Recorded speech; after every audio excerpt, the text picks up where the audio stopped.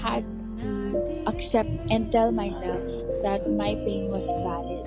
My fears were valid. Kasi ang daming beses na, daming magsasabi sa atin na tapos naman na yan past naman na yan dapat move on ka na, ganun ka na. But a lot of times, hindi naman ganun kadaling mag-move on lang A lot of times, for some people, wounds heal very fast. And sometimes, that makes it all the more hard for our wounds to heal. Because, but sa kanila, ang bilis mag-heal. Bakit sa akin, ang tagal. Mas marami akong ginagawa para mag-heal ng mas mabilis yung sugat ko. Pero bakit mas mabilis mag-heal yung sugat nila?